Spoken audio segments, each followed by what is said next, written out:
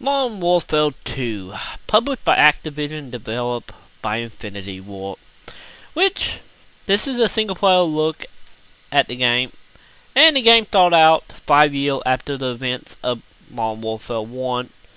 And pretty much the idea of the story is a new head of power after the events of Call of Duty 4. McAvoy decided, hey, I am gonna just start a war between America and Russia, and his idea of just doing this is putting up by a sense of terrorism by attacking a Russian airport. But you might be asking, how did it start a war if McAvoy supposed to be Russian also? Is best conclusion I came to is he knew he was being investigated by the Americans, and one of his teammates was an American spy, so hey, let's blame it all on him. And by leaving a dead American at the scene, which have started a war between Russia and America. And pretty much the story on the American side is just telling the story of the invasion of America and just trying to hold the ground.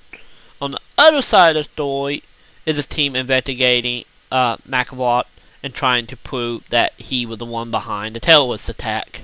The story is pretty much at its highest is whenever you're on more of a slow-paced mission, and mainly the story can be kind of confusing at times, but whenever Captain Price is in, whatever mission you're doing, the story seems a little more grounded and a little more simple to wrap your head around.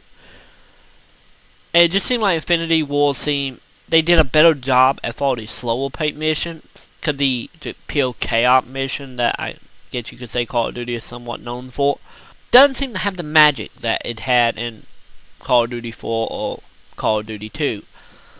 So, it's a fun ride from beginning to end. By the end of it, you're not really satisfied or anything. Like coming out of a movie that was just so-so.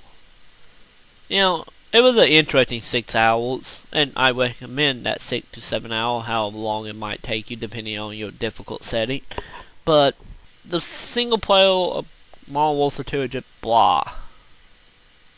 But it okay, blah, like just sitting back eating popcorn and enjoying it. So overall, I get the single player of Call of Duty, I get 6 now, or Modern Warfare 2 as they want to be called now, a 4 out of 5. So if you pissed off at the single player, you got nothing better to do and you don't want to have just an interesting, not really interesting, but a fun ride nonetheless, check out the single player. You might enjoy it, or you might come off at me and just like blah, well, my popcorn.